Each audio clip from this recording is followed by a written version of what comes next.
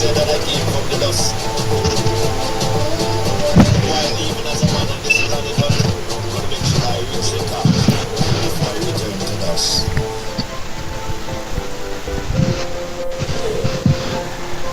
And as they say, welcome to Ride Along for today. Welcome to this exclusive broadcast here, and I have to have some explaining to do for everyone that's locked in, because it's probably the first ride along that you probably would see me with a microphone, right? This is Ride Along with a microphone, simply because we're in the vehicle and we were unable to get some audio access, so we had to do this one with a microphone. Nevertheless, it's the same ride along in the same vehicle with an exclusive. So I want you guys to go ahead and share the live, Thank you so much, and continue to share the live. I'm going to check in the chat room right now and see who is already on the live. We'd like to thank everyone who are already locked in and locked on and getting ready to enjoy this new season of Ride Along. Again, I have to apologize that I'm holding this microphone, because I don't like to hold a microphone in the Ride Along. I didn't know that by now, right?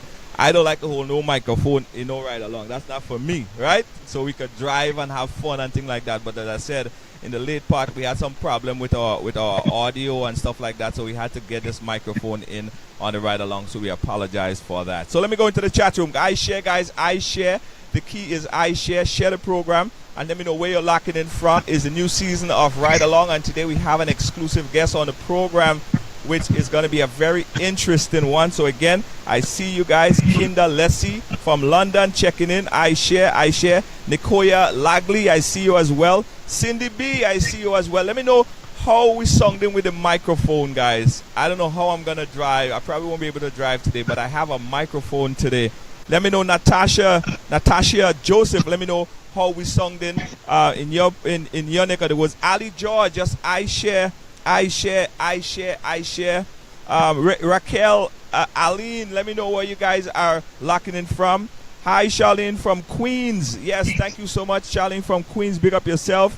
Shamora, Holly, big up yourself. Thank you so much. Just say I share, guys. Just say I share. And let me know where you guys are locking in from. But before you say I share, you have to share the program. Don't just say I share and you don't share the program. You have to say I share and share the program. That's how it works, all right? Don't just say I share and you don't share the thing. Again, Wendy Phillip, thank you so much. From Miami, we have Amia K. Zion. Amia K. Zion, thank you so much. Thank you for the I share as well. Thank you so much for locking it down to Ride Along. Who else we have? Good audio. Good. Simone Saint Bernard, thank you so much for the good audio. Kimberlyn Darkey, thank you so much, guys. Share the program, because as I said, we have a guest on the program, which I really I'm interested to hear her story, and I know that you're interested to hear her story as well. Cindy B, thank you so much, Cindy B. I share, let me know where you're locking it down from. Mercedes Fab. Mercedes, is that your real name? Let me know if that's your real name, Mercedes. Thank you. Christine Alexis, how you doing? Welcome to Ride Along. London in the house. Thank you so much. Etienne, thank you so much from London.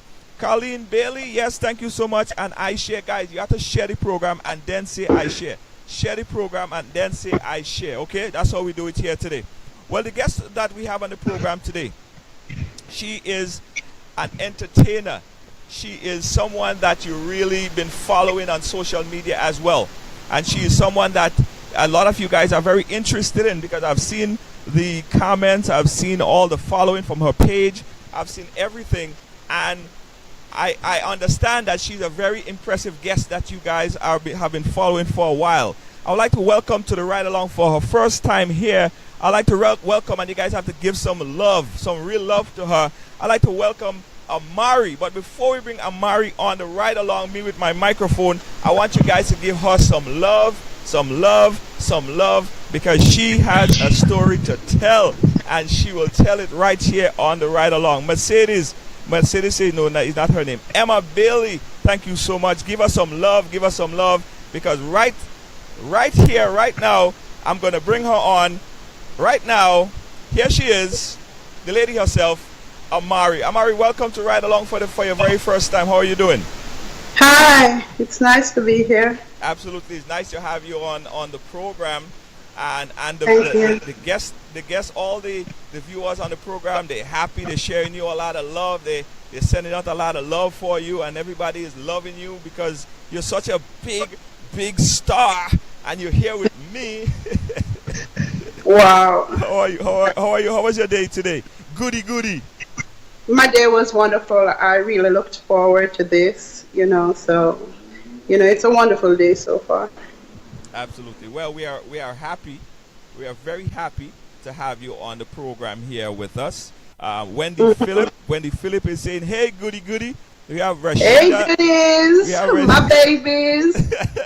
we have Keisha Donaldson who is saying, "Hey, goodies." Hey, baby. I love my goodies. Oh Lord, well you have to explain that to me because I don't understand. Jackie Hunt is also bigging you up. Hi, Jackie. Yes, everybody, guys, share the program because this one is a historical one, and we want to make sure that we give this goody all of the love. Share the program. So first of all, Amari, do you want me to call you Amari, or what name should I call you? Definitely Amari. Amari. Okay, Amari. So yes, Amari. Tell us a little bit about Amari. Tell us about your early, because we want to go way back here, Amari. We don't just want to start from the point in time of now. We want to understand who is Amari. We want to really get into the life of Amari. If you could just go back a little bit and tell us, who is Amari? Well, in school, I was always the leader, the one who had the plans and brought it into effect. I was that person. At a very young age, like about 10 years old, I would put on my own concerts in school. Yes. During lunchtime, and all the teachers would attend. I would make sandwiches and quench shade and give to everyone. So I had a creative mind from a very young age, and I always wanted to be different. Absolutely. And the difference that you were able to, what was the difference? What did you see in different between you and everyone else growing up at an early tender age? Well, I spent a lot of time with people that the ordinary eye cannot see. I walked with them, I talked with them, and like I said, I could see these individuals, but the normal eye couldn't see these individuals. And these individuals told me what my future would be like, and what I would become. They were my best friends. And eventually I realized that there is this Prince of Peace that walks with you and talks with you, and his name is Jesus Christ. So I developed a personal relationship with him. I fell in love with Jesus Christ at a very young age. At a very young age, you were able to. Okay, so yes. So I remember I was about 7, and I had to go on stage and do a poem by the name of Dear Jesus. Yes. And I was saying the poem when I felt this love in my heart for this Jesus, and it was a wonderful, phenomenal feeling. I didn't feel alone. I felt so happy inside. I felt such joy. And so I spent a lot of time in my bedroom reading about him, talking to him, writing songs about him, and he has been my best friend ever since. Okay, all right. So we're going to start from that point there. Folks, again, we're chatting live here. It's RideAlong. And pardon the microphone. Usually we don't have the microphone, but as I expressed earlier, because of audio problem in the later part of the program, we had to resort to me using this microphone in the RideAlong. And that's where it's at right now. So you expressed to me in the pre-interview of your early challenges. Tell us some of the challenges that you had at that early age. Well, the first challenge in my life was realizing that my grandmother was not my grandmother, my grandfather was not my grandfather, and I had to put the pieces together and try to figure out, where do I belong if they weren't my true parents. So the greatest challenge was getting my mother to accept me, and I don't think I ever overcame that. because she died without accepting me. So I feel like I've lost somehow, but the other challenge was being raped at a tender age and losing my soul. I felt like I lose my soul. I felt like the person that I was supposed to become, got hurt right there. And it totally destroyed me, and I started to live a wayward life. I was first an A student, very brilliant, like I say, creative, and then I just lost focus and became that runaway kid. Okay, folks, let me just alert everyone that came in late. This is Ride Along, and we're doing an exclusive live interview here in the Ride Along with Amari to hear her story from her child up on to present. And a lot of you probably know of Amari as an artiste, as a manager. You guys probably heard of Amari in relations to Gully Bop. We're going to talk about that. You guys probably heard of her through her blogs and her videos that she do on Facebook. You guys probably heard of her a number of other instances. And so we're here to really listen and hear her full story here on the Ride Along. Not judgmental to anything. We really want to hear her story. So if you guys have input as well, I'm going to be looking in the chat room. Feel free to post it, and I'll get your questions to Amari as well. All right. So Amari, you mentioned that you was raped at a very early age. Tell us a little bit more about that. Well, first I was molested by my aunt at 8 years old. Yeah. And I trusted her, and I went on vacation, and I didn't expect her to do what she did to me, but still I didn't know what she did, but I know that it just didn't feel right. And so I lost my trust for mankind. Who did that? And then when I got raped. Go back one. I didn't hear that. Who did what to you? My aunt, she was about 65 years old, Yes. about 50. She could have been older, but she looked like about 55, somewhere there, Yes. and she molested me. She took me on vacation. She asked my grandma for permission. She said she was my aunt, but I don't know of her being my aunt, but she said she was some long distance aunt. I met her at the funeral. She said how I was beautiful, and she wanted me to spend time with her. She asked my grandmother. My grandmother really wasn't up to it, but I trusted this lady, and I was like, please, mama. And so she sent me on vacation. The minute I reached, I remember having a bad foot, and she dressed it and gave me a warm bath. I ended up in her bed without clothes, without underwear. And I remember watching the clock, and whatever she was doing went on for hours. I felt sick. I wanted to vomit. Just so many feelings were evolving. I didn't know what to do with myself. And this went on for 6 weeks straight. I would say it went on for about 5 weeks, because at one point she saw a much prettier girl than me, and so she lost interest in me and tossed me aside, and it was all about the little girl. But there were certain things that pulled me to her, because, like, for example, her house had a lot of toys, a lot of puzzles and stuff like that. So I really wanted to be in that house with all those toys, not knowing that it was a trap. Wow. So at that tender age, let me make sure. Yes, at that tender age, you were succumbed to child sexual abuse by your aunt.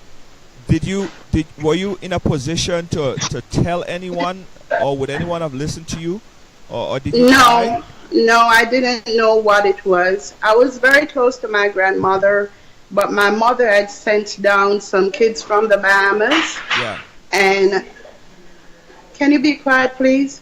My mother had sent down some kids from Bahamas, so my grandmother too tossed me to the side.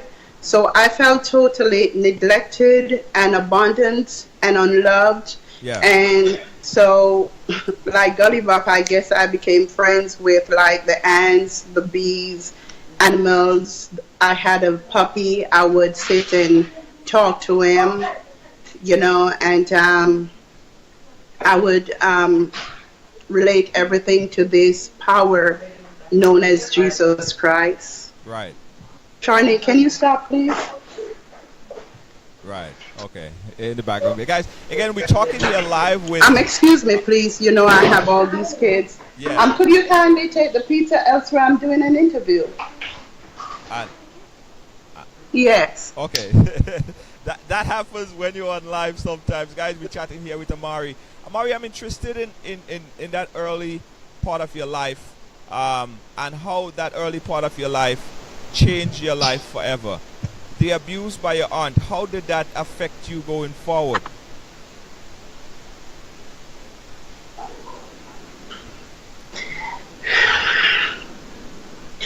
Well, sexually, I have problems with men. Yes. There are times when, because you may wonder why does Amari look a certain way, but nobody in my life, because there are times when, like, for example, someone will wake me up to make love to me in the morning, and I'm like arrogant. I'm like, leave me alone. Don't touch me. Hello? Yeah, I'm here. Are you hearing me? Can you see me? Yeah, I'm seeing you fine. You're doing fine, Amari. Okay, so I don't like men to touch me, Uh-huh. and my own husband cannot touch me unless I prepare my mind for it. And I don't like surprises, and my private parts, no one can really touch it, stuff like that. When it comes to intimacy, I'm like dumb. I have to really gain your trust. I have to put you through trials and tribulations before I finally open up and allow you to become a part of me. And then when that person become a part of me, and 1 inch of mistrust, Yeah. I totally let them loose. No chances. That's it. I'm done.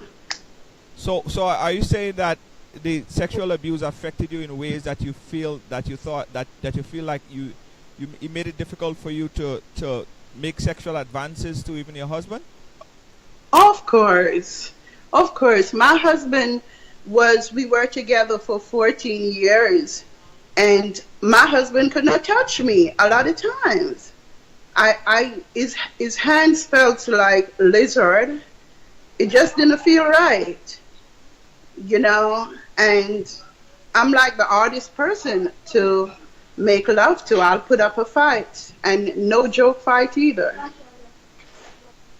So Mari, at what age you were? I want to talk about that a little bit, and then we'll move on, because I think that is a major part. And you expressed it. Come on, guys, can you go in the room? I have all these kids. Yeah, Can you go in the room, please? Yeah. I understand. At that point, it changed your life forever, and it probably affected a lot of decisions, both good and bad, that you made in life. Do you think? Oh, yes. What was some of the bad? Because of that, what was some of the bad decisions you thought that you made as it relates to men or relationships? Well, it wasn't just that, because remember, I was raped, at around 11, somewhere there, I was raped. Yes. So the two combined together, and the way I was raped, it really, really let me lose my trust in mankind, because my sister ordered for me to be raped. I trusted her, and even after being raped, and I turned to her for help in the state that I was in, losing my virginity, and I asked her to help me. She looked at me and said, "Now you're just like us." And even to this day, it hurts me. Now you're just like us. Amari, And that's when I realized I'd lost my path, because I always did not like the path that they were taking. I grew up with my grandma. They came from the Bahamas. They came with different teachings, and they were promiscuous and stuff. I didn't want to be like them. Amari, how did your sister order for you to be raped? Explain that to me. Well, I was sleeping and I woke up and my sister, my cousins weren't in the room. It was a big, huge room. Yeah. And so I was a concerned little girl. I went looking for them and they were reconstructing the house. So I found them on the other side of the house that was being reconstructed, but there weren't any lights there as yet. And I saw all of them making love. It was about four or five of them, four girls, four or five girls, four or five guys. And so I turned away. I didn't want to see all that. And that's when my sister instructed that her boyfriend go outside and get this guy. And she held on to me. The guy came inside, brought me to the next room next door, you know, and right there on the ground, I lost my virginity. And I pled to my sister for help the whole time, and my sister didn't help me. Well, guys, we're chatting here with Amari on RideAlong. We just got over the point where, you know, she expressed of her early childhood being raped, being sexually abused by her aunt, and now being almost set up to be raped by let's just set up to be raped by a sister. Why did you think that it did that to you, Amari, at that age? Because I was the favorite. I was cute. I was intelligent. I was the star of the show in my community at school amongst my teachers. And you know, she came and she was jealous of all that. Not to mention the color, because, you know, I was the lighter skinned one. And up to this day, I think she has a beautiful color. But she always felt like her color wasn't good enough. So I was hated for my complexion. Okay. So they hated you because you were the favorite one? You looked like the favorite one and you look a little bit different? I was the favorite. Everybody would call me. There was a thing where people believe if you call someone pretty in Jamaica, especially a child, yeah, that child will die young. So they would call me ugly. But I knew that they meant pretty. But, you know, I was definitely the favorite. I could recite the Psalms 1 from beginning to end. I would win a lot of contests, spelling bee contests and everything. So, you know, it's not just my sister who was against me. The entire household of girls were against me. So, every single one of them. And being that they were living their own lives and I wasn't taught to be promiscuous and all that, they just saw me as an outsider. So I felt alone.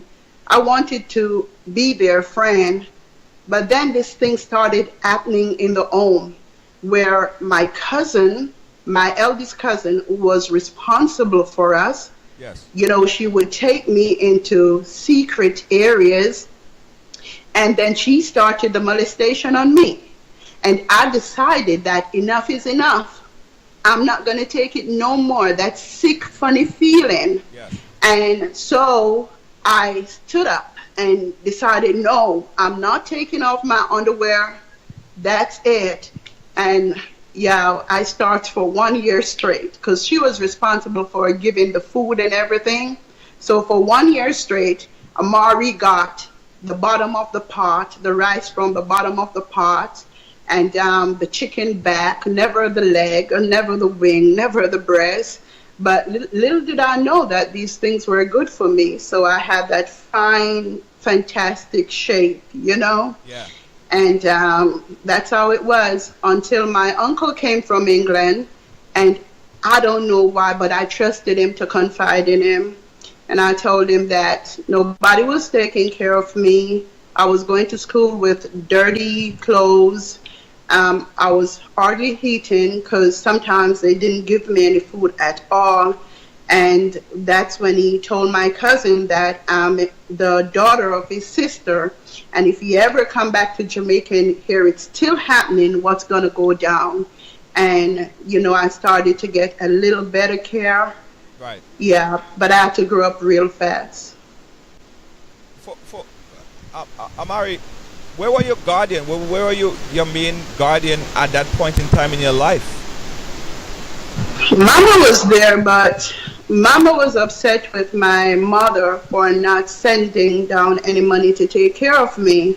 The others, their father would send like 3, 4 barrels, and he also instructed my grandmother when the barrels came that she should not give Nez kids anything in the barrel. Right. So I would sit there as a child watching all these things from America, but getting none for myself. I remember crying one day and saying, Mama, please, please, can you just give me that sweater? Please, Mama.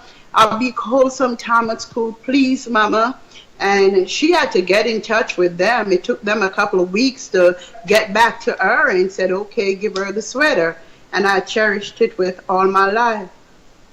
But my grandmother cared about the ones whose parents was sending the money. No money was coming for Amari. Yeah, folks, it's your time to ask a question. I'm going to look in the chat room and read some questions in the chat room posed for you, Amari. So it's your opportunity to talk to Amari in the chat room. Pose your question. I'll try to get 1 or 2 questions out here for you, Amari. Seemed like you had a very tough and challenging childhood. Yeah, but I forgot about it. This is the toughest interview ever. But I like it. It's therapeutic. Yeah, well, you know what they say. You just have to let it out sometime, right? And we're happy that you took the opportunity on this program to chat with us, because as we say, your story might be out there that would teach other people about themselves and possibly aid a lot of people in problems that they're going through in their own lives. Some people saying, yeah, your grandmother turning. Someone said that your grandmother turning in her grave. There's a lot of people that has a lot of good things to say. There's a couple people that have some negative things to say, but of course you'll find out when you're in the public eye. Oh yeah, I'm used to that. You mind if I read some of the comments? No, I don't mind. I'm used to all someone that. Someone is saying Amari is a lesbian now full time. Give us no, that would make me not become a lesbian. Okay. Someone is saying, Amari, why you lie so much? Well, Amari I've been called a liar from I was a child. It's a lot of comments, both good and bad. I'm just putting it as it is. I'm not sugarcoating it. Yeah, anything. Yeah, they should be stopped by. There's however a lot of people in there that saying we love you, Amari. I love you, goodies. Tears. People are loving the fact that you could come on and share your story with us. Lioness is saying that she love you, and only God could judge. People have their mixed opinion on you, but whatever it is. Whatever it is, we're happy that the fact that you are here and able to share that story with us. Let's talk about moving forward in your life and the things that happened to you and how that possibly might have changed or make you have made decisions in your life. Tell us about some of the decisions that you made that you thought that if you had to go back on it, you wouldn't make that same decision again. Well, I wanted to feel loved and accepted. And so I sat down, did the arithmetic, and I said, ain't nobody in this world love me, so I'm going to make a child of my own to love me, because that child will be my child, so I'm sure that child will love me. So I gave birth to my first child at the age of 15, got pregnant at 14, but it didn't work out that way. Even now, that child don't even talk to me. So, that's one decision. I'm not sorry for giving birth to the child, but I should have stayed in school. I would have reached so far, wanted to be a doctor. So that's one of the bad decisions I made in life. Another thing is, I didn't know that by a man constantly getting me pregnant, that was his way of making sure that he owns me. So whenever I got pregnant, I didn't protect myself from getting pregnant. My Chinese husband told me that in the Chinese tradition, the more kids you have, it's good for them because they need the kids to help in the business Yeah. because they don't hire outsiders. So I ended up having 6 children for him. By the time I was about 21, 22, I had 6 children. Okay. So that's another bad decision right there. So at the age of 15, you say you had your first son, your first kid, a boy. Yeah. And 2 years after I had my second kid, then it was like every year after. But I didn't know that I was being controlled like a goat. Yeah, I didn't know that. I just was. I didn't know that people can use pregnancy to hold you because they are insecure. So they believe that for every time you're pregnant, nobody's gonna look you, nobody's gonna want you. Right. So yeah. So that was the first. That was the first, and up to 20 or 21, you had your sixth child. What happened afterwards? Because what happened after the 21 age of 21? Well, during the time when I was having the 6 children, I would always hear stories from other people about other women being pregnant. And by the time I realized how many children my husband had out there, it was too late. I ended up trying to make sure that my kids were provided for and their kids were provided for also because he didn't want to take care of his outside kids. I had to be there for them. Remember one time he drove past his kid.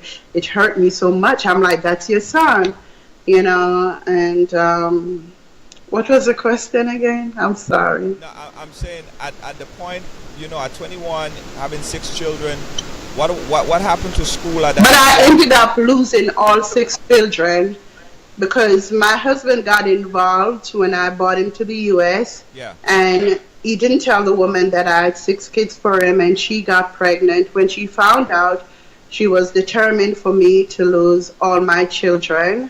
She did. I didn't know those things existed. She did everything in her powers. She took him out of the home and everything, reported me to CPS, the whole works, and I lost all 6 children, and I didn't see them for 15 years. Wow, that must have been hard for you. What? Oh, yes. I think that's where I transformed and became someone else because I couldn't survive otherwise. So I became so many other things, so many different persons. I became DJ Mona Lisa, one of the biggest broadcaster in New York, and it was very tough. It was to really go into it. It's like I'm not even that person. Right. Because that's where I drew all my strength from. Not being able to see my kids, being told that I am crazy. The more I spoke about Jesus Christ, they say she's totally insane. She cannot raise any children. But I never had a chance in court. And later on, they wanted to give me that opportunity. But I told them that, listen, God already knows the truth, so it's okay. I don't need none of y'all to justify me. My life is already messed up, and now I got to make it right. But the good news is the kids ended up with my mother, Okay. and who adopted them. My husband signed over his rights, but my mother fought. My mother was supposed to keep them temporarily, but she fought me tooth and nail for them. She said that they were her children. Right. And she wrote to the government and told them that I'm not allowed to see them. And she wanted these kids because they're Chinese, bright skinned, beautiful kids. So she wanted those kids. And so I moved to Florida and cried out to God constantly and believed in God. My womb yearned for my kids. So I lost 6 children and I got pregnant and 6 times and brought forth 7 children because I have twins. I had to make another set of children to make up for my pain. Okay. So let me go back again. So initially you felt unloved. Of course, you felt that you needed someone with you by you that you could play that's your own. You had the first one, and then you had six, and then you lost the six, and then you made seven more. Yes. Tell us about from 7 to 13. Tell us about that process of having seven additional kids. Well, when I had them, I never once denied my six children. I could have. The family was like, now you're free to live a life as if you have no kids. Now you can be all that you want to be. And I'm like, no, I had those kids. It's my responsibility to raise them. Mama, please talk to mommy. Please talk to mommy. I need my kids. And mama would look at me and said, Venice, go out there in this world. You can be all that you want to be. I'll raise your mother kids. Now it's time to raise yours. And I'm like, Mama, you just don't understand. My mom didn't raise me. It affected me. So I don't want my kids to grow up and not being raised by me. I want to be there for them. But Mama didn't see it that way. So when I got the letter in Florida stating that I'm not allowed to see them anymore, I decided to start a new life.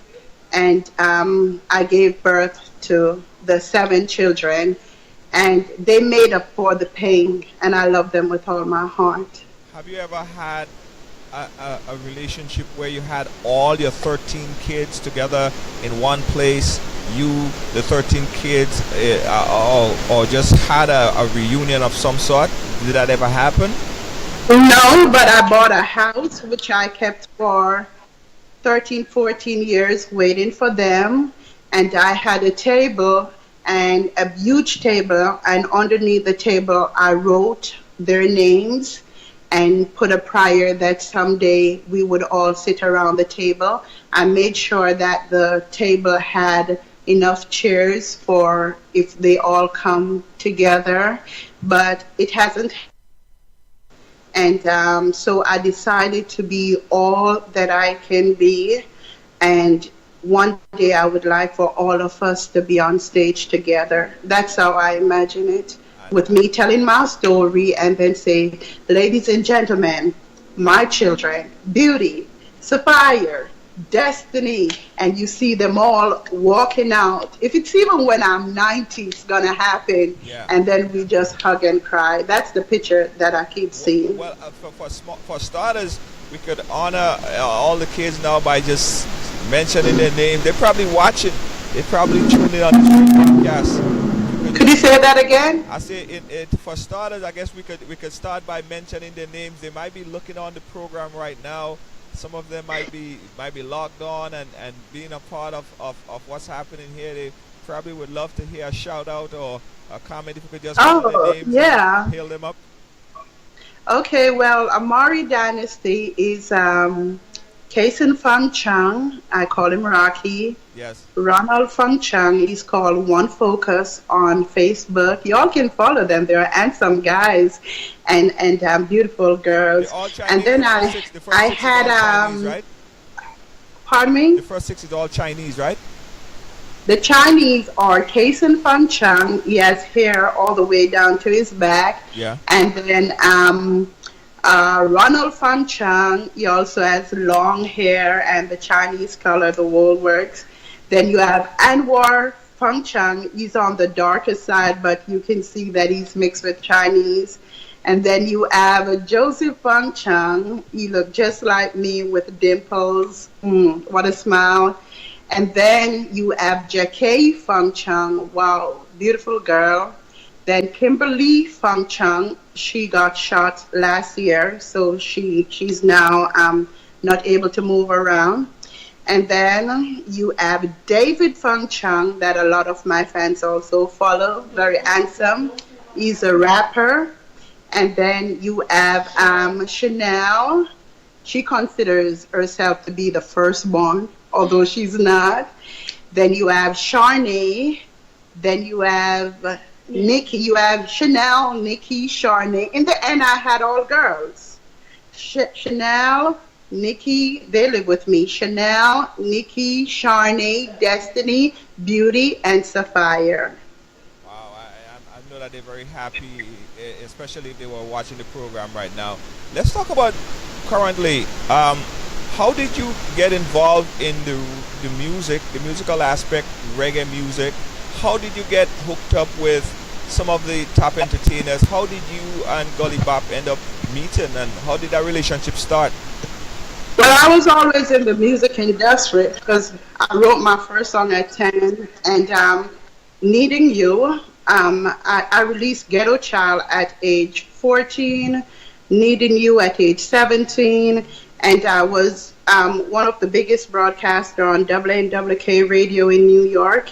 I also worked on WNJR, WAXY, all the underground stations in Florida, and so I had about 40 songs, and I kept going to Jamaica to make my music and everything, but nothing was really happening.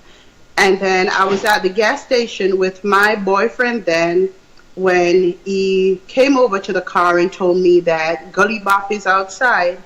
And I said, Gully Bop? And he said, the guy with chin licking his head, And I'm like, oh, okay. He said, you want to take a picture with him? And I said, sure.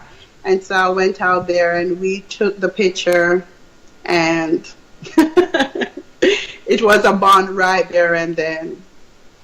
Right there and then.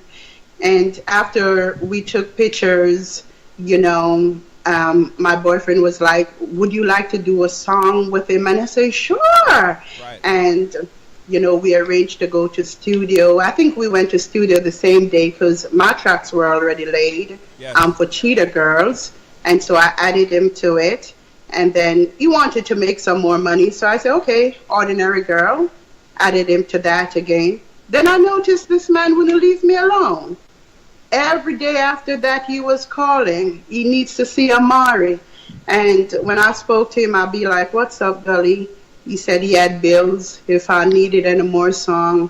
And so I did 5 songs with him. Yes. And during that time, I didn't like how my boyfriend treated him. And that's what made me love him. Because one day he came to see me, and my boyfriend was like, yo, where are you, yasso? Scrum. Don't make me see you around, yasso. So I felt like you used him. You used him to do a song, couple songs with your girlfriend. Now you treating him this way. I hate when people treat people bad. Right. So Gully gave him a look, and then Gully said that we should not put out the songs, else it's going to be trouble. And I'd be like, oh my gosh, now I'm going to lose all this money. I better be on the right side of this individual. But I still didn't like how he handled Gully. And so, our relationship started to go real bad because I don't like how he treat people. Right. And so Gully would start bringing me to the hairdresser, to the nail shop, and everything else. So you formed a bond with Gully. How did you feel? How long were you in the relationship prior? How did it feel getting out of the I was relationship? in the relationship for about 3 years. About 3 years. But he's very handsome.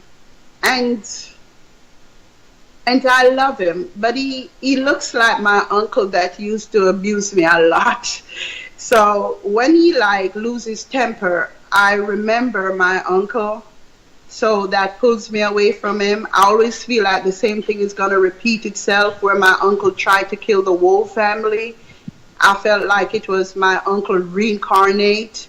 But he looks superb beside me, and I love him and everything. But he do have a time when he loses it. So I wanted to be with someone in music and the music, Yes. Yeah, he wouldn't allow me to go to studio sometime. He didn't want me to mix with L.A. Lewis. He didn't want me to talk to anybody. He didn't want me to give away money. I felt fencing. So I related more to Gully Bop because he understood the industry. He know what it's like to give. And I just created a bond with him. And understand, folks. We're chatting here with Amari and sharing her story here with us. It is such a pleasure to have her on the program, sharing her story. And for the folks that's in the chat room, you know, you may have comments or a different perspective of how she lived her life. You can't judge her because, of course, she have her reasons why she brought forth 13 kids. And I saw you on a video and you was talking about abortion and why you never thought about going through the process of aborting your kids. Yeah, I want you to just talk a little bit more about that. Well, I should have been an aborted child, you know, and I can't imagine Amari not being born. And it's the same way I can't imagine God giving me kids and them not being born. Children are a blessing. I love children. I just love them, you know. So I didn't want to lose my relationship with God. I had already taken 2 abortions in my life. And I promised God I wouldn't do it again. And although the other pregnancies were very rough, the father's not around and stuff like that, I decided not to break my vow, you know, and I brought forth my children. And it's the best accomplishment in life. Absolutely. I just wanted to get that out. And going forward here, talking about your relationship with Gully Bop. What is the relationship like now with Gully Bop? After you transition out of your previous relationship, got into a relationship with Gully Bop, you guys was active for a while. I saw a lot of videos. With you and Gully Bop all over the place. You know, Gully Bop had a bit of a drama with his previous girlfriend. How did that transition affected your relationship with him, and how did that work out? There were many girlfriends. It first started with someone saying that they were pregnant for him, you know, and it's just too many people got involved. But I know that it's not love. I know it's for the eye. But I expected him to realize that. But I was surprised when he went with it. The people that came into his life just for hype, he actually believed that they were real, and he went with the program and gave a lot of people fame. And I waited for months for him to come to his senses because I was about progress. I was about making sure his family is okay, making sure the people in Grand Spang are okay, the people in Jamaica are okay, traveling around the world and doing good. And we started that. But then he was totally distracted. Yeah. And what happened to the relationship after? How did the relationship with you and Gully I Bop? can hardly hear you. Yeah, sorry about that. How did the relationship with you and Bob come to an end? Well, there were a lot of phone calls in our home, you know, from this particular individual who felt like he owed them fame. Like they had been there for him and it was their time to get the fame. They actually set me up because they asked me to be his manager, he and this particular individual, but I didn't know that they needed me to put him back on track and get him out there with the plans that as soon as I do that, they would remove me and take my space. The whole thing was a plot. Yeah. And is he a part of your life now? Are you guys have any relation now? No relationship whatsoever. What about his music? I know at some point you were managing him or still managing him or have access to managing him. How does that work? I'm still his official manager, but there are so many damagers that have stepped forward claiming the title, so I just leave them alone. But if like something should happen to Gully Bop tomorrow morning, Amari is the only person that can truly represent him. Interesting stuff. Guys, you're watching a ride along here. Again, pardon the microphone. You don't usually ride along with a microphone, but today we had to do it because of audio complication in the later part of the program. I have to say at the top as well that if you guys have not yet liked our official Ride Along page, go ahead and do so right now. Just search Ride Along Live and like the page there. You get all the updates on stories on this page. Ride Along Live, that's where we are, newly parked. You can check out all the past programs, all the past shows that we've done in our season 1 and going into season 2, which we have a lot of interesting stories. Also, I got to tell you that this program is brought to you by Quartz. Also, Shiloh Accessories and amazing colors right here. And also, we would like to appeal and reach out to folks that are looking to get their business advertised on the program. Go ahead and reach out to us, and our marketing agent will be happy to assist you in getting your business notarized and known right here on Ride Along. So, Amari, interesting story, very interesting story, and you sing, so we want to kind of put you on the spot. We want to kind of put you on the spot because we know you are not shy at all. It's not a matter of shy, but I've been screaming and shouting for 1 year for my man to come back home. So my voice is totally wrecked. Okay. But when I go into the studio, it's okay because, they turn off the microphone, and I sing gently. But it's been a year long of screaming. Okay.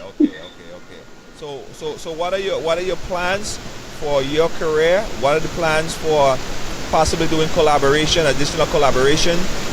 What is your plans for life? Do you think that you will seek any kind of therapy in terms of if you need it or if you don't need it in terms of the things that I did seek therapy. Okay. You have to.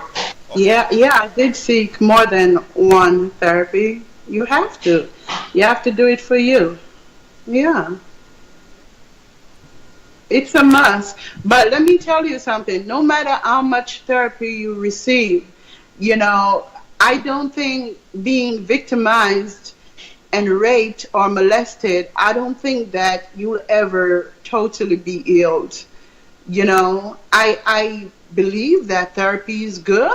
Yes. And, but it's just not good enough for me. You have to build a relationship with Jesus Christ. You have to build that relationship. That is what keeps me going. It's not the therapy or anything else. It's just knowing that God is there for me, and I'm going to take what happened to me, whatever situation that was bad, I'm going to turn it to good. I'm going to be there for others. Just me being here right now, if you can just imagine how many women are watching that are in their 40s, 50s, that were raped, molested by their brother, their father, their stepfather, and I'm able to relate to them, and I feel bonded. I feel glorified. It's beautiful. Just knowing that we are alike, we've been down the same road, but God is still holding us up, and we're making sure it doesn't happen to our children. Absolutely. And we have about 2 minutes here. You have an opportunity to reach out and say something. I'll put you on full camera so you could talk to your fans, you could talk to the world. Again, I know you do it also well on your page, but this is the opportunity to talk to our audience here and talk to them seriously about overcoming the things that you overcame in life, being raped and going through all this devastating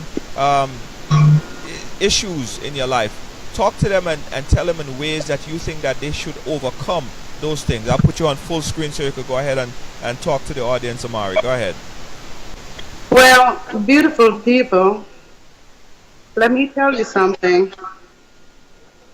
Whatever situation you're going through, you're not alone. I don't care what it is. There is somebody out there that is going through the same situation.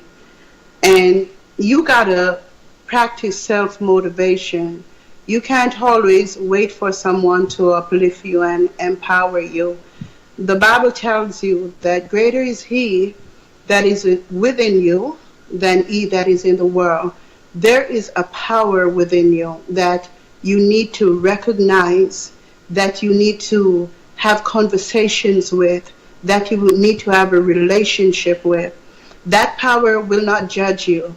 That power is saying, come as you are, and it's important that you heal yourself so that you will be able to help others.